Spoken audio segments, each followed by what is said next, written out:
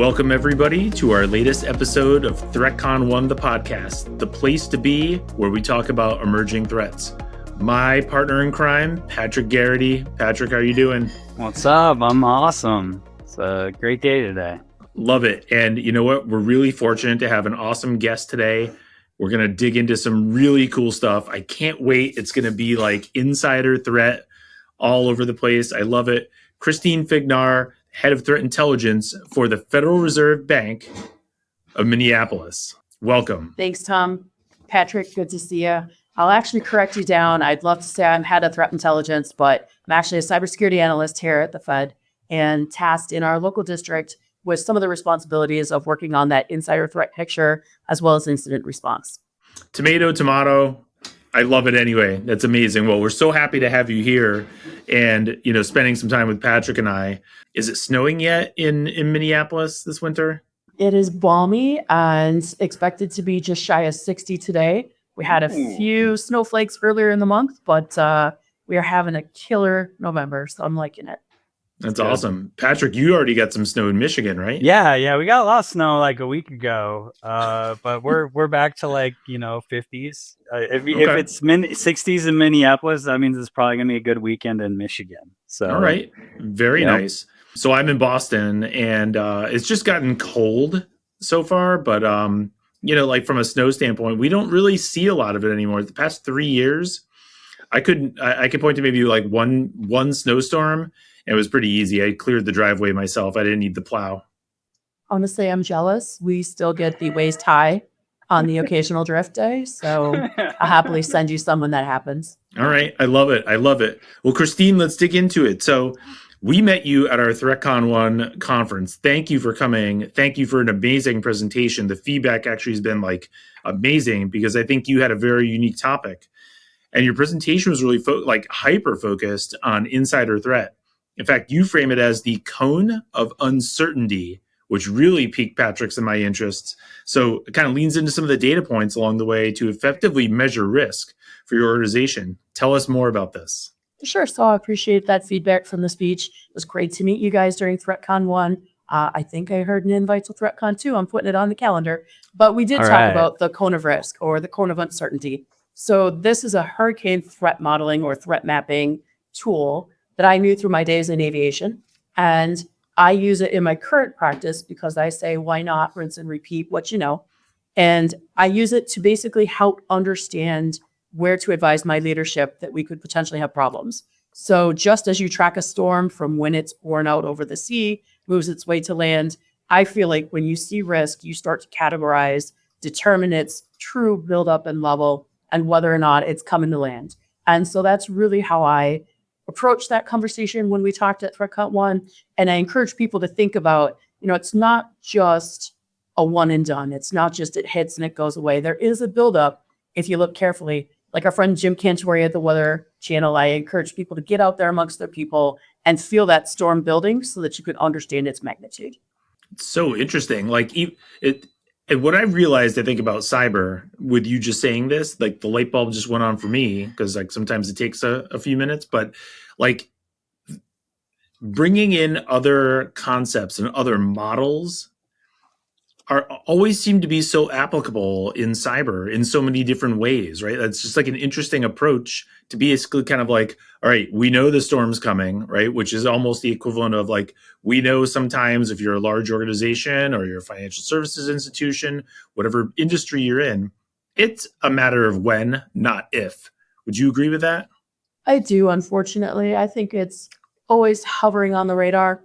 And so using something like a tool in this manner helps you to understand where it is you have to deploy your resources, how much time you may have, if there's a speed up of the track, maybe a switch back out to sea. Perhaps somebody was intentionally planning something, but you deployed mitigating factors. It countered the threat moved back out. Your institution isn't at this time still under concern, but perhaps you want us to watch that actor or that storm to see where they're going to go from here. Are they going to build up and then deploy elsewhere, maybe bring somebody else in on it? So again, they joined another storm, the power is merging. You always want to watch it. So while my leadership never actually sees the visual of that cone of uncertainty, in my head, I'm always mapping the things I see and learn in a manner such as that so that I can communicate it.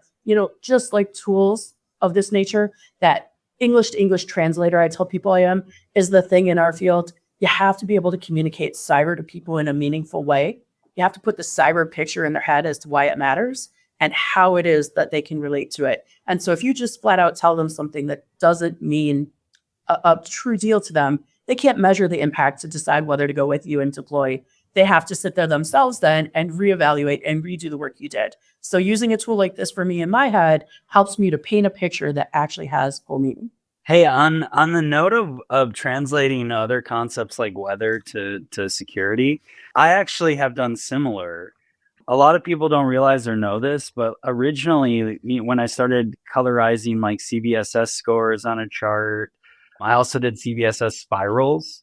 The original inspiration behind those actually came from a researcher, and I'm spacing on his name, but he did climate stripes and he did climate spirals to show weather changes over time, and also to show like change in severity of weather, like increase and decrease of patterns. And so I think like, from what you're doing and approach, it's like the biggest thing is people have their heads in spreadsheets and they have their heads in data, but that doesn't translate well to, people that are normal understanding these concepts. And so similarly, the visualization of data that I've done is largely influenced by things like weather and other research, right? And so I think the your Kona uncertainty is close to my heart because I've seen the similar concepts where it's like this is actually directly translatable because the data sets are very similar. And without those conceptual aspects or visualization, people just can't understand what you're trying to say. Like if you drop a 20-page white paper in front of them, they're just gonna have a blank stare. Gloss over, glossing over it. That's exactly it. Yeah, I love your talk, and I love what you're doing as far as bringing concepts outside of cyber, because we need more of that. I appreciate that. Yeah, a long time ago, I decided you can't pivot table human behavior into insider risk. It just doesn't, really meaningfully convey what you're trying to get. It's a format a lot of people like, but it just doesn't, convey what you're trying to say. So interesting. And, you've had an interesting pivot from prior roles to your current role as security analyst, kind of like moving into cyber. So like two completely different worlds. Like it sounds like you were actually, from your background, you were actually in HR for a while as well too, as much as you also were in the aviation industry. Give us an idea, like what kind of influenced that path into cyber for you? So I actually call myself a career chameleon. Growing up, I knew you had to be a niche filler, right? Like I grew up watching everybody I knew scrabble to find the next thing that made them the key resource. And that was what made them employable. And I thought, well, I can do this. You just have to watch and learn what people need, where the holes are, what's out there. Truly, I wanted to be an ambassador. So I went to college, and before it was, the super sexy thing of nowadays, I studied counterterrorism and anti-corruption as part of a political science degree. So cool. So then I took an airline job right out of college as I was biding my time to take the State Department tests. In the old days, it was an in-person behavioral and paper knowledge test and a variety of different elements.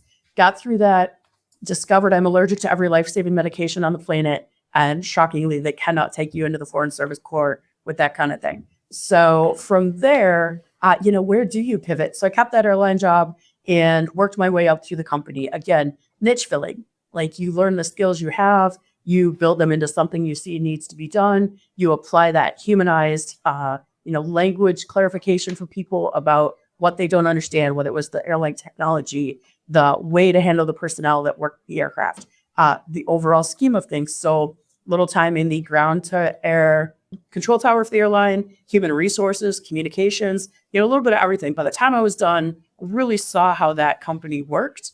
And I saw all of those human elements and levels where there were gaps that somebody needed to fill to guide the behavior, where there were gaps that somebody needed to fill to understand assigning workloads. And when our division closed out of the airline that I was working at, last thing I wanted to do was spend more time in aviation. So I thought finance. Rolled in the door over here on the phones, speaking to the American public about savings bonds. It was a great time. Learned a lot about humanity through that. Learned a lot about the technology. And, everywhere that I was moving up through, my belief is my job is to make somebody else's job easier. So that's how I ended up in tech. That's how I ended up in cyber. I saw gaps that could be filled about explaining to users how programs were supposed to work and explaining to tech leaders where they didn't. And then where the gaps were, where the security or the accidental insider was the threat. And so that's really how I ended up in the door. It's really cool. Quick story, not to make this about myself because this is about you, but I took a slightly similar path as you did during 9/11. Like it all happened, and I was like, I'm going over to the Middle East, and I want to go jump into counterterrorism, and I want to go kill terrorists, basically. And I applied to the State Department, and then I also applied to UMass for a master's program in international relations with a specific focus area on Islamic radicalism, understanding that to go and apply that to something that I would do in the State Department. Well, I was working at a PR firm at the time, wanted to get out of that, wasn't loving it. It was right before I really made the big jump into cyber. And really what happened was I met Sally, we got married, we had kids, I got my master's, it was cool. And I've been able to use a little bit of that to pivot into cyber as well too, which has been really cool. Fun note, my commencement speaker was Obama before he actually ran. And I have to say, it was really cool. I walked up and got my master's and shook hands with Obama.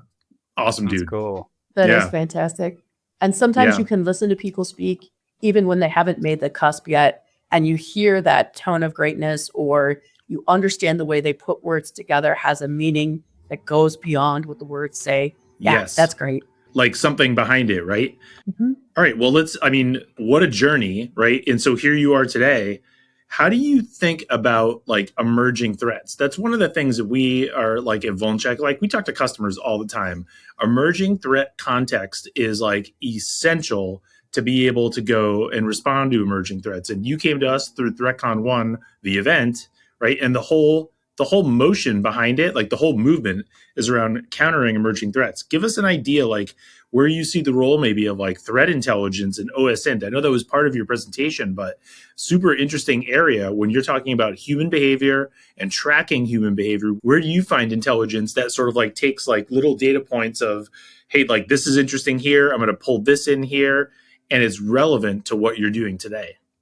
Yeah, that's a great question. You always like to hide some of your sources from folks, right? Not only just to seem a little more mystical, I think, in the career, but really honestly, because some things you just can't tell folks that you have full access to, right? There's not a lot of secret sources here in my world right now because I want to know what's happening in reality amongst my population. So for me, that's one of the first things I tell folks is that you have to know what's happening in your population if you're tasked with a role like mine, is that you want to understand what it is that's happening on the day-to-day, where people's stressors are. Stressed people are risky people, right? Stressed people take offers they might not otherwise take. Right. But besides that human real world experience, you really do have to be listening to the bulletins that are out there about the different nation state actors, about how certain technologies, everybody's favorite, least favorite 2-letter technology, how it's playing into where the threats are developing or being honed by threat actors. You have to listen to work like what you guys are putting out with your KVs, with all of your identification of potential threats. You have to understand how that technology works and then who can touch it, right? It doesn't help me if I know what can go wrong in the technology, but then I don't know who can touch it because I don't know who to watch or who to know if we have the right people in place to set it up correctly. And so when you think about emerging threats, you really do have to have that sort of whirlwind picture, or as they say, mile wide, inch deep, and then figure out what of that inch matters and then start deep diving into that. So, I do a lot of just general publicly available sources because you want to hear the rumors. You want to hear a little bit of the things out there other people have seen.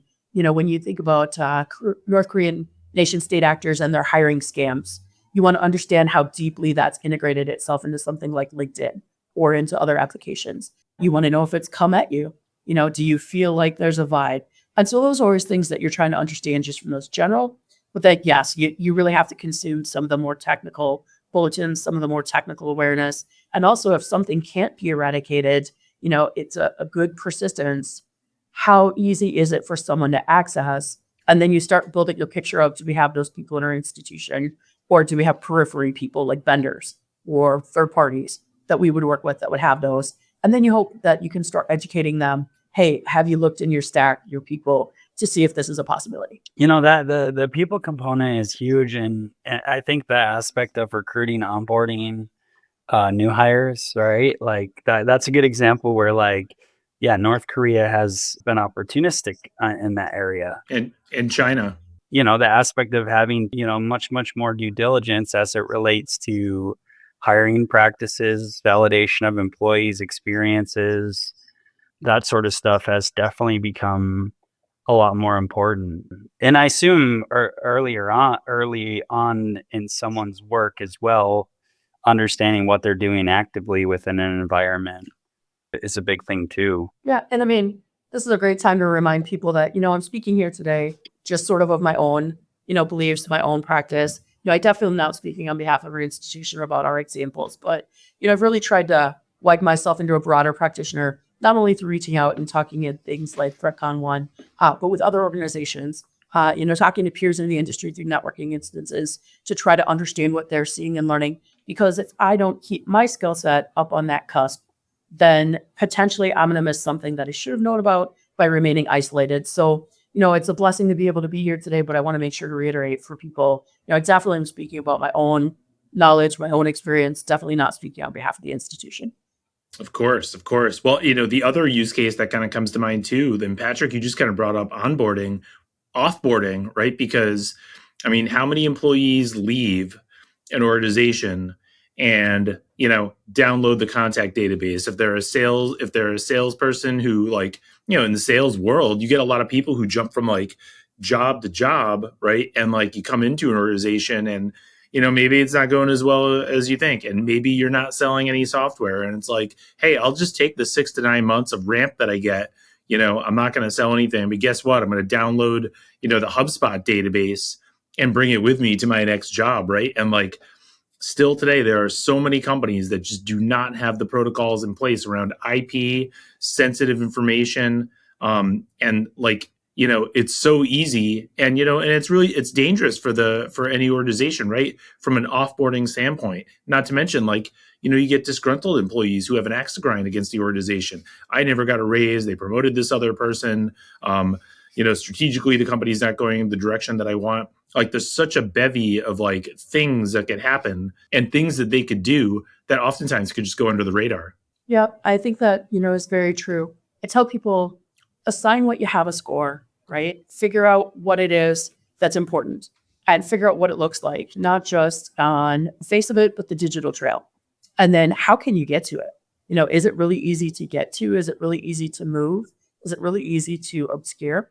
And if it is, then maybe that's the first thing you start with is start those higher scored assets and then figure out, some blocks and impediments in there. If you don't already have them, yesterday was the time to start installing them. Right. But really, let's start figuring out what it looks like and what is your protocol. Do you just wave goodbye and wish them well, or do you do a little suspicion? A colleague I have laughs at me a little bit. He's got a trust no one sticker that he feels is mine, and Beautiful. And you hate to live like that, but sometimes there are just those little things I didn't understand what I could take, or I knew I probably shouldn't take all of this, but I took a part of it. But perhaps that part they took was the part that mattered.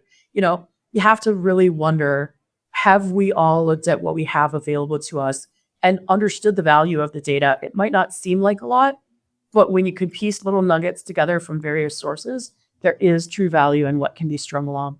And then when you think about onboarding, what type of employee are we onboarding? Is this employee going to be security conscious from the very start? Is security a part of their role or not part of their role? And then again, it brings up the notion of identity and access management, right? What privileges do they have to what data and to what applications, and what pieces of potentially highly proprietary or sensitive information, or, no one ever really throws around the PII term that much anymore, but, PII is still a big deal, right? And particularly when you're thinking about at the executive level, large organizations, it become they're a target as well too. There's so many stories of CEOs taking a flight, right? And I left my laptop on the plane, red alert immediately. Hey, the hyper focus on security, like even myself, I can say, it's like I am very focused. More recently, there's been a time where I fell for a phishing campaign for the first time. And, it's kind of funny because that experience, like, first I felt ashamed. Fortunately, I caught it in minutes, right? And so I think being security aware, I was able to take the actions needed and inform the right people. And ultimately, like what got phished was not anything of value. It just ended up being a circumstantial, aspect to a system that didn't have anything information wise. But yeah, I do think also as it relates to the insider threat or users and security awareness stuff that you're involved in, it's like, yeah, unfortunately, also humans are not perfect. They're imperfect and they make mistakes, they make misconfiguration mistakes. And so, yeah, I also have this, aspect of empathy more recently on the phishing side after that happened. And I think the other thing is how targeted the phishing has become.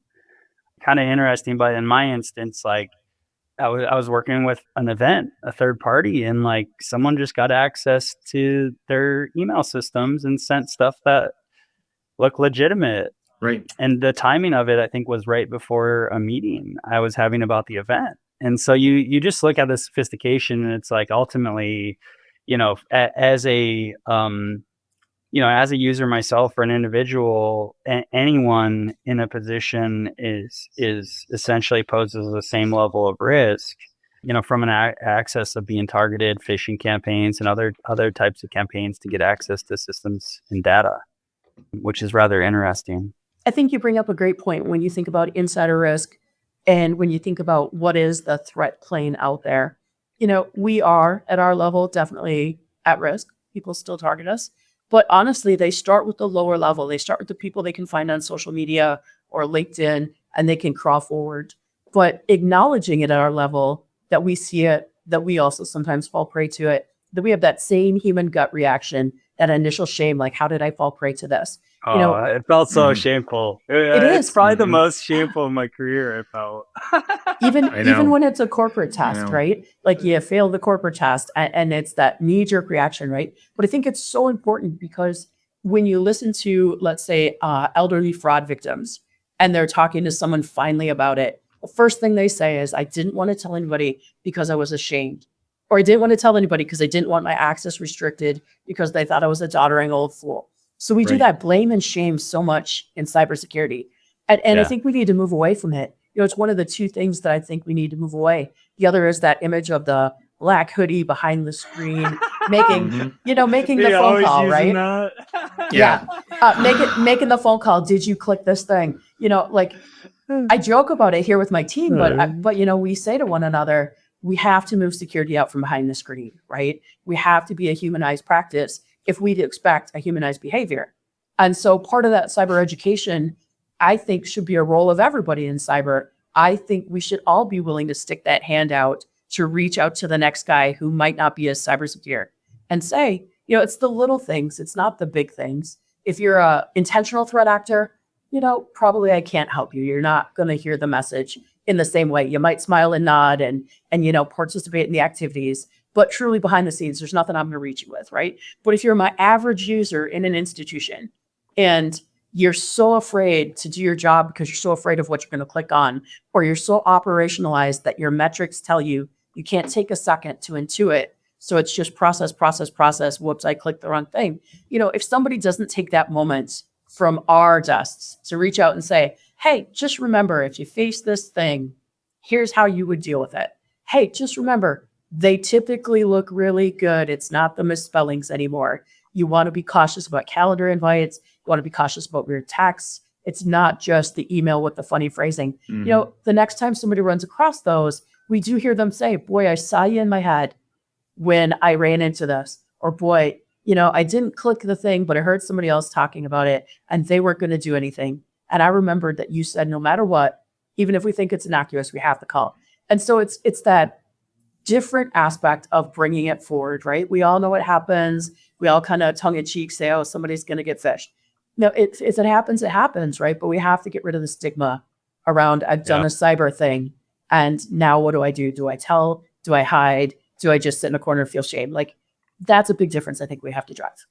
You gotta move fast too. I mean, rotating credentials and informing security team like as quick as you can when you think, even if you are a suspect, like that becomes incredibly important so people can investigate and you can ensure people don't have access to the systems. And I think often that gets overlooked. But yeah, I can empathize, like in hindsight, right? The aspect of shame is just like, it's just naturally human. It's like, oh, I did something wrong.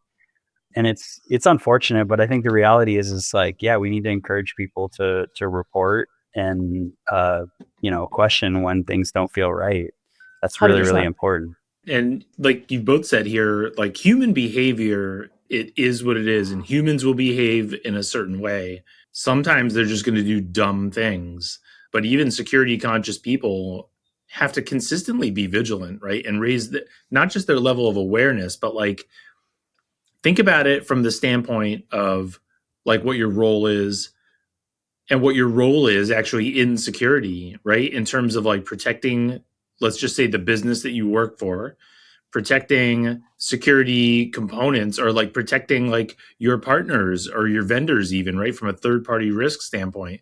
We're hearing a lot about like third party risk based attacks, right? And you could make the case probably from an insider threat standpoint, Christine, that like, an attack, like a targeted attack in a LinkedIn application on an employee, right? It almost like crosses the boundary of like, it's an employee's personal account. The organization is not responsible for securing that account specifically, but if they have the use of a LinkedIn and they're using it on company hardware, and they're using it on across and within an organization's VPN, like who actually owns that risk at some point, right? Or like who's responsible for that risk? Like it brings in a lot of different questions. It does. And I think one of the most important things that people can have is just that holistic sense of security. I think people have to divide sometimes in their mind work versus home. But really, at the end of the day, I think that good cyber hygiene, that series of behaviors that you rinse and repeat and you practice at all times, I think those need to start at home. They need to be spread amongst your family. They need to be spread amongst your peers. And then you bring them to work with you, right? It's not work is teaching you always to take them home. It has to be you also have them at home, bring them back to work, right? It's going to have to be that marriage, because we have become so inseparable from our digital profiles, from our digital existence. And then as tech bleeds into AI and AI bleeds into everything, where is that divide? How are you understanding what your tools are touching truly anymore, and where data is being stored, shared, revived? Who owns that? You're absolutely right. And then back to Patrick's point from a minute ago, tech folks and their, I think, almost, asynchronous understanding of security. It's like doctors when you ask them about being ill and have they seen a doctor, and they kind of chuckle at you, right? I think tech practitioners in security are the same way. Like, you're a tech practitioner. I'm trying to share my security message with you. Yeah, I work in tech. I know security. Maybe you do, but do you understand security? That's a big difference. And I think, that spreads to our vendors too. They are the technicians or the developers. And so when you ask them, are you secure? Well, of course I know what security is, but do you understand the security, and have you built it in? And I think we have to figure out how to get to that group. That's probably the most underserved, as strange as that sounds, group of persons for the tech messaging of cyber, because again, they all believe they know it. But at a conference recently, I heard a technician say, oh, I didn't understand how to fix that one code issue. I quick popped it into AI, even though I'm not allowed to use it in my company. It gave me a response. So I took it back and put it in there. It was okay because I did it on my personal computer. And I thought, okay, it's great. That's perfect. Okay. I'm glad that worked out for you. And I thought, boy, figure out what product that is and figure out how somebody on our team, if we ever were to purchase it, could do a code review, right? So, seriously. I mean, you just have to listen to that chatter that's going on around you, because again, that informs not only what you have to watch out for, but where I teach my messaging then when I bring it back to my institution. Hey, on your note about, having personal hygiene, not brushing your teeth, but cyber hygiene. Yeah. You know, I before I came to Volncheck, I had a few weeks off, and I had a project actually where I went and assessed all of my personal accounts. For context, I had close to 400 different accounts online that I was able to identify. It was wild. My goal was to eliminate any ones I didn't use. I think I eliminated down to 250 accounts. The second thing was to enable multi-factor authentication, the strongest version of it that they offered. And the reality too was not all sites offered multi-factor. Some I think now have gotten a little bit better, like airlines recently did the implementation of 2FA, a lot of them. But yeah, it was kind of interesting and surprising. And I actually found some vulnerabilities along the way that I reported to like Verizon and the state of Michigan in regards to their authentication, like MFA bypass type stuff. Mm-hmm. That's great. But genuinely, like it took me 80 hours to go actually do an audit, prune, and implement MFA. And I didn't have MFA implemented. You know, probably a third of my accounts I had it implemented, a third I added it, and then a third didn't offer it. But I think when you're talking about cyber hygiene, it's like, yeah, it takes time. Like you actually have to take a moment, step back, invest the time to say, hey, am I actually doing the right thing from a security perspective? And that project, I think it was about 80 hours. I calculated, I spent time to accomplish and do that. Like people just, making time for that isn't a priority. Right. But it was a rather interesting experience because I learned a lot about, hey, there's actually additional security I can get in place to make myself, more secure as I'm going to work at my next job. Hopefully that will have an impact. So I think, it works double fold. And I think people don't really take the time to think about that. Facebook, LinkedIn, all this gets interconnected. Our personal email, often people accidentally email their personal email or they forward email stuff.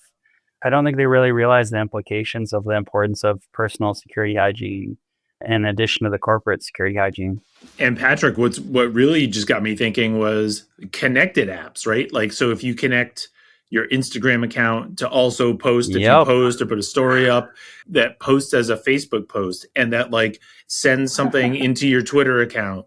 Like if you have all those personal things turned Gmail, on, right? I think I identified like 20 or 30 apps connected to my Gmail that had full access or like near full access. And I was like, oh man, that just sat there for the last 5 years. Is that service even updated? Like access to all of your contacts and things like that. Or like, you turn on Apple CarPlay in your car and it's like, if you like uninstall it and reinstall it, and then you have it, like it asks, Apple CarPlay asks you, can I have access to all the contacts in your phone once you connect your phone to it? And you're just like, this feels okay. But the reality is like, you do have to think twice about the things that you press the okay button on to actually like figure out like what that process and that flow looks like and how vulnerable you could potentially be. Yeah, one of the things I do when I travel nowadays, just to see how insecure people are when they travel and don't think they're just in the moment of fun, is I pull into the rental car and I open up the connected devices list. And then I look and see what they granted them, like how much access they granted them on the device just in a rental car. And usually there's just stacks of them and they've granted them everything out there. Now, can I access that phone while I'm sitting in that rental car in the moment? I want to be clear, you cannot, right? But again, it tells me that people are willing to trust a vehicle they know nothing about, on a network they know nothing about, in a city they probably know nothing about. And they're just like, here, have everything. And then I'm not going to remember to disconnect it. So also, you'd be amazed what people name their phones. Some of the things you see is definitely not safe for work. But, you think about that and then you think probably there's a hotel Wi-Fi, probably there's also a local restaurant, probably there's so if I really wanted to find somebody in a technical manner, if I was that type of person, I'd find their travel itinerary, which most likely they probably put on social media for me. And then I just go start hunting them wherever they've traveled because clearly they're not a secure person. And you hate to say that, but, we don't think of it, so many of us, when we are out and about. We just, like you said, trust. And trust is one of those things I feel like should be earned. So I'm even the girl that will say, this person reached me on LinkedIn and told me you said to connect with me. But I looked at them and I don't understand how you know them. So can you please tell me in 2 sentences how do you know this person? And why did you tell them to connect with me? And my colleagues are like, what? And I'm like, well, who is this? And Right. sometimes they don't know. So you've given them legitimacy, and this is evidence of a crawl because they're reaching out to me with your name, but you don't even know who they are. You just blindly said yes. And it's scary at that point. You know what this actually makes me think of too? You should look at my LinkedIn connection requests. Oh, it's got to be. I'll bet. We almost need like our own security program for your LinkedIn. I do audits, like, so I'll look to audit who ended up connecting me via country and other areas, because like suddenly it's like, oh wow, how'd I end up with 40 connections in Iran? I do think there's a lot more security that LinkedIn could be doing in regards to this area.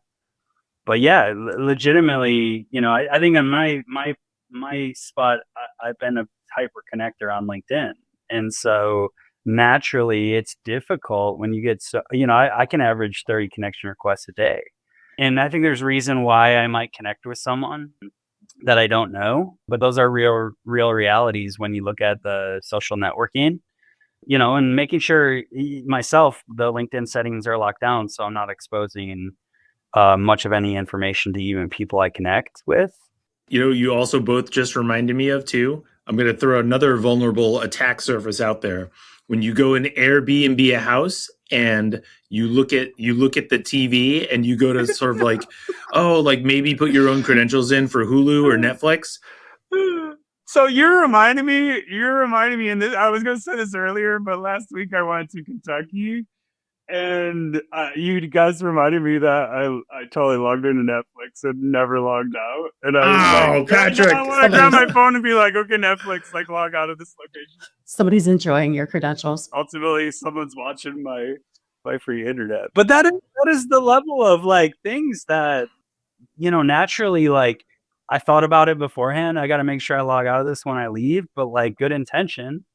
100%. It only popped up in my mind until you guys brought it up. And you know, it's just like easier, you know, just not put your credentials in and use someone's Netflix, you know, ID and account who's already logged into that TV. Oh, totally. But I think this evidence, you know, this the hard part of cyber, the reason why people aren't always cooperative with cyber. Oh man, you have so many restrictions. You know, the departments of no in organizations, or you know, if I hear this girl lecture one more time about a thing I should be doing, but it makes it hard to live my life, you know, it's pervasive. And you think back 20 years ago, you know, I didn't wake up every day to a breach where my social security was stolen. I just woke up to, you know, one or two, like, you know, the new emerging internet technology had an issue with, you know, who knows what, right? But nowadays it's pervasive. Every little thing is being crawled or is being hacked for something. The value may not be obvious, it may not be intrinsic, but there's a reason why it was targeted. And that could be scare factor, that could be later access, that could be stealing a database that you could use for a variety of reasons. You know, something that came out recently is that there was a background check organization that had a vendor, the vendor got breached, and that data was of high value. When you think about it, security numbers. Yeah, that, but also the pieces that were woven together. Who your friends and family are, where your former jobs were, where you live. And what we've seen this in the industry used as is that valuable data built a sexploitation email string that was sent to hundreds of thousands of people because, again, they just have to pile it out there and hope one person decides to play into it. But where it was more pervasive is they knew more details. It looked real. And then they had a picture of your house that went off and got off of Google Maps. And it literally said, I will come to your house as evidence below and talk to your family members and listed them. And I know that your colleagues at such and such, not even their current employee, past employment. So again, it built into their lives in such a way that it was like, how could this happen? Well, this happened because unfortunately we keep too much data in too many places that aren't maintained well enough. And as users, we don't do what Patrick did. We don't take the audit. We don't take the moment to go figure out if we cleaned up after ourselves. And unfortunately, yes, we are asking for a lot of behaviors. We're asking for a lot of control, but there's a reason for it at the end of the day. It's so interesting. Well, Christine, where do we go from here? Like just sort of like putting a bow on it. Is there something that fundamentally at some point, is there some like thing that's going to happen, or is there something that's going to change in your mind? Like the way humans are wired and the way that they consume like the world of cyber. What is your best recommendation like to your average citizen out there? Yeah, I think the two things that I think are most recently impactful, again, we can never get away with a speech without talking about those two letters. AI, the generative AI, as people call it, right? Everybody wants a piece of it. Everybody wants to say they're using it. 90% of people are terrified to touch it, right? That I understand, right? Whether you're an institution or you're an individual, I get it. And it's because as much as we think we know about it, we don't know about it. Right. And we know it, whether we want to say it or not, we know it hallucinates, right? When part of your good prompting string has to be, please don't make anything up and only use the data I gave you to tell the truth. Well, then I already have a problem, because if I said that to somebody in a conversation at the grocery store, can you tell me what aisle the pinto beans are in, but please don't make it up, and please only use the store map, and please only tell me the truth. They're going to point me towards the exit door, right? Like they're not going to understand. And so I tell people, you have to understand the great power that comes with having access to AI, but you can't avoid it because it's out there. So I want everybody to dabble slightly so that they know what it needs, so that they know how to control it. And I don't think you have to fear it's going to take your job, because if you're an AI user and you don't validate those strings or those pieces of information that come out of it, then you're already irresponsible. I saw somebody take an article I've written and actually put it into ChatGPT to dumb me down, which I don't know what that says about me. But it had a phrase where it talked about generative AI, and it changed it to generate AI. And so it didn't even know what itself was. And so that was kind of entertaining, right? So again, take control of AI. Don't fear it. Go someplace if you need help. I talk to the seniors off and on. You know, if you need help, ask somebody. And if that person isn't willing to help, they're not your people.